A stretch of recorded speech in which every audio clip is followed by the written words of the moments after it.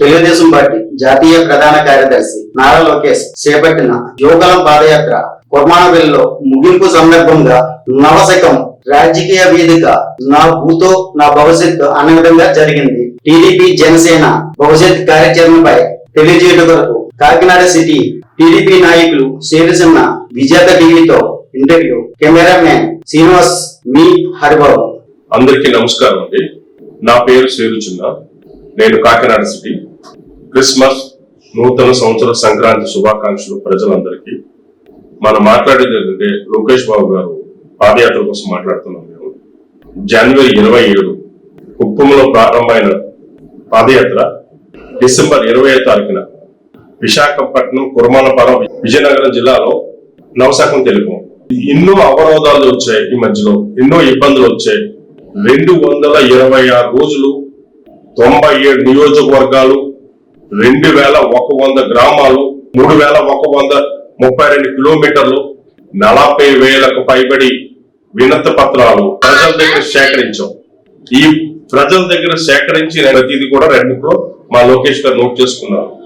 జగన్మోహన్ రెడ్డి గారు ఏమనుకుంటున్నారంటే జనవరి 27వ తారీఖున మొదలైన పాదయాత్ర రాజులు వచ్చేటప్పటికి ఎన్నో అంతరాయాలు చేసి ఎన్నో చేశాడు. ఆ పెద్దవాళ్ళు చూశాడు, ఏదో చేశాడు. మా కార్యకర్తలు గాని, మా లోకేష్ బాబు గారు గాని, చంద్రబాబు నాయుడు గారు గాని ఎవరు నిరుత్సాహపడలేదు. ఇప్పుడు జరిగింది ఏంటంటే కుర్మాలపాలెంలో జరిగిన దానికి ప్రజలు ఎవరికి వాళ్ళు సొంతంగా వచ్చారు.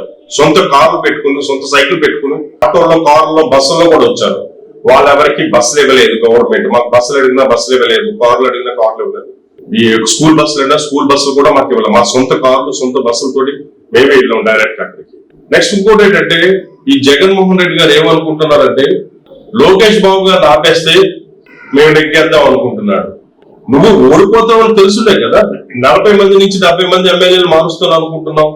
అసలు మార్చడానికి కారణం ఏంటి? వాళ్ళు దొంగలనే కదా నువ్వు మారుస్తున్నావు. దొంగతనం చేశారనే కదా నువ్వు మారుస్తున్నావు. మంచోళ్ళు అయితే ఎందుకు మారుస్తున్నావు? నీ గవర్నమెంట్ లో దొంగతనం చేసిన ఎమ్మెల్యేలు మార్చావంటే వాళ్ళ దొంగలను నువ్వే నమ్ముతున్నావు కదా. అలాంటప్పుడు నీకు వాళ్ళ దొంగలని తెలుసున్నప్పుడు ప్రజలు ఇంకొకరు వేసుకొచ్చి ఇంకో దొంగను పెడుతున్నావు అనుకుంటారు కదా ప్రజలందరూ. నువ్వే పెద్ద దొంగడు. గంజా వ్యాపారం చేస్తున్నావు, ఇసుక దోపిడీ చేస్తున్నావు, సముద్రంలో ఆయిల్ అమ్ముతున్నారు, డ్రగ్స్ వ్యాపారాలు చేస్తున్నారు, రకరకాల వ్యాపారాలు చేస్తున్నారు. పిల్లలు నాశనం అయిపోతున్నారు, చదువుకున్న పిల్లలు అన్ని కూడా మీ గవర్నమెంట్ లోనే జరుగుతున్నాయి. ఎక్కడికన్నా వచ్చి చూసావు ఏ రోజన్నా నువ్వు? కాకినాడ సిటీలో వీడియోస్ ఎక్కడెక్కడ గంజాలు తాగి పిల్లలు ఎంతమంది పాడైపోతున్నారు వీడియోస్ పెట్టమంటే నీకు పెడతాం.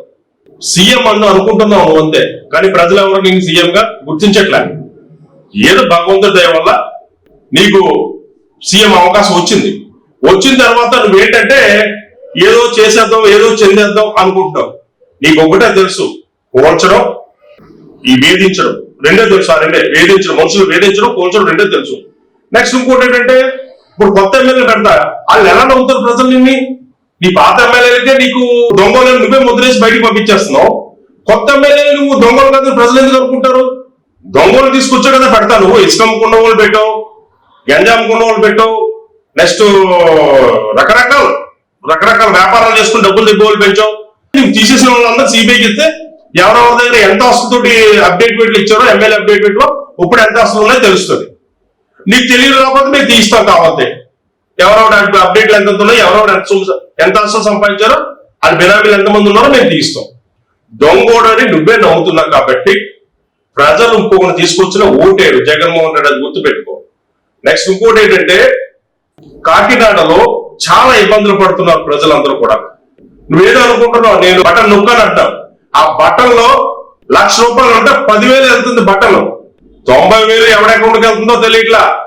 ఏమన్నా చూపించబట్టే నేను అకౌంట్ అయ్యి మా పార్టీ వాళ్ళు వచ్చి అడిగితే సమాధానం లేదు, దాని డేటా లేదు, ఏమీ లేదు. భవన నిర్మాణ కార్మికులు, వాళ్ళకి ఇన్సూరెన్స్లు, వాళ్ళకి సెంట్రల్ గవర్నమెంట్ ఇచ్చిన మనీ కోసం నేను నీ దగ్గర త్వరలో బయట పెట్టబోతున్నాను. దాని ఆధారాలతో సహా మా దగ్గర ఉన్నాయి. త్వరలో నేను బయటకు వస్తున్నాను. ఇప్పటి వరకు ఏంటంటే తిరుగుతున్నావు, కేసులు పెడుతున్నారు. మాకు ఇబ్బంది ఏం లేదు. ఎన్ని కేసులు పెట్టుకున్నా మాకు ఇంటికుతో సమానం. గుర్తుపెట్టుకో, రేపు వచ్చేది తెలుగుదేశం గవర్నమెంటే. పోలీసులకు కూడా చెప్తున్నాం, గుర్తుపెట్టుకోండి సోదరులారా, పోలీసు సోదరులు కూడా చెప్తున్నాం, మీరు ఫ్యాక్ట్ నిజాన్ని నమ్మండి.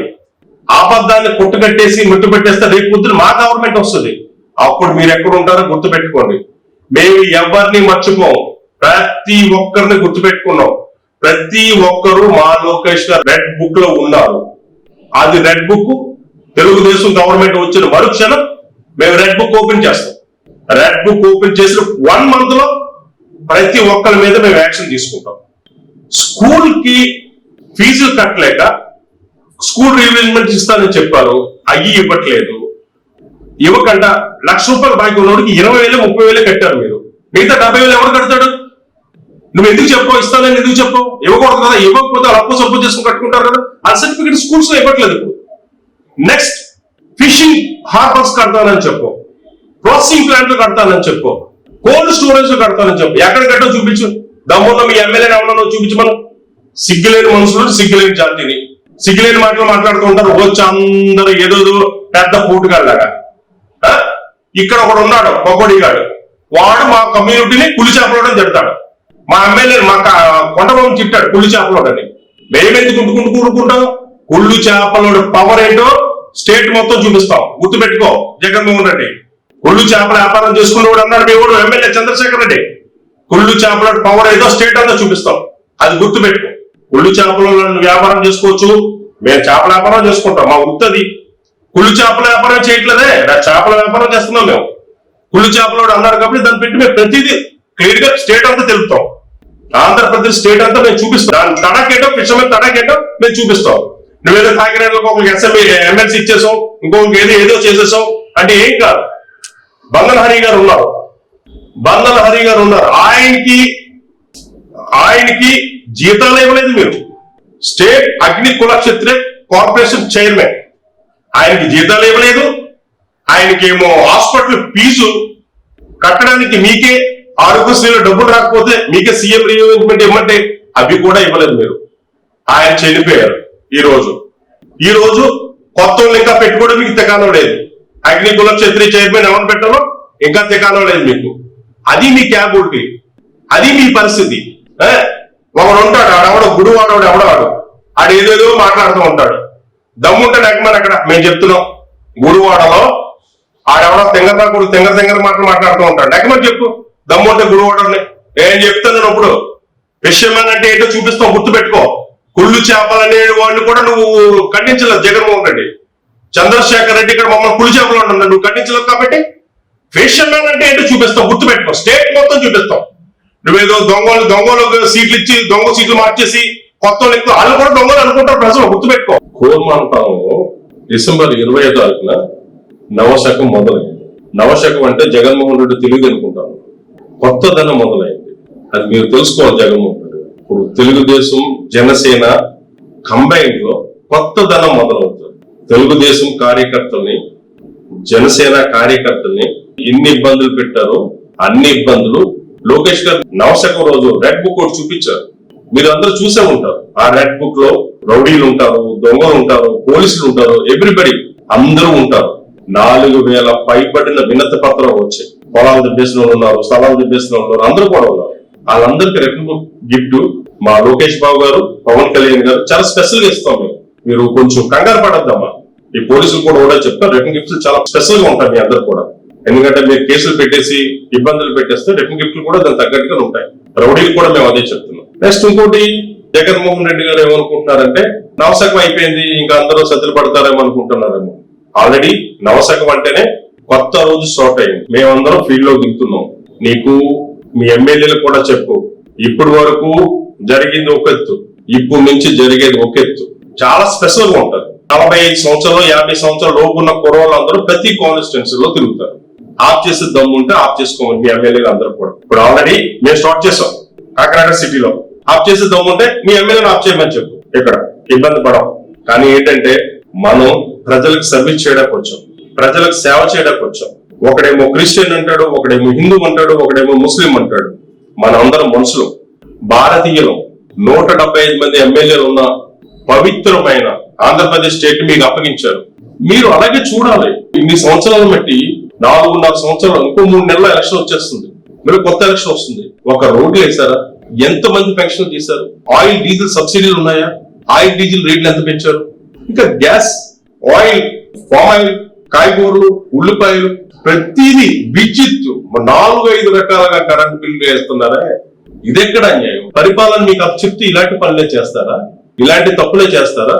మీరు గుర్తుపెట్టుకోండి జగన్మోహన్ రెడ్డి గారు, మీకు చెప్పేదల్లా ఒకటే, మీరు చేసేది తప్పో రైటో మీ అంతరాత్మకు తెలుస్తుంది. తప్పు చేసామో ఏం చేసామో. దేవుడు అన్న కూడా నువ్వే చెప్తా కదా, పైన దేవుడు ఉన్నాడు కింద మీరున్నారు అని చెప్తావు. పైన దేవుడు ఉన్నాడు. టీడీపీ జనసేన గవర్నమెంట్ రావడానికి దేవుడు ఆశీర్వదించాడు. 2 గవర్నమెంట్లకి పైన దేవుడు ఉన్నాడు, కింద ప్రజలు ఉన్నారు. మేము ఇప్పుడు అదే చెప్తున్నాం. తెలుగుదేశం పార్టీ, జనసేన పార్టీ కలిపి 2024లో గవర్నమెంట్ ఫామ్ చేస్తున్నారు. మీకు దమ్ముంటే ఆఫ్ చేసుకోండి.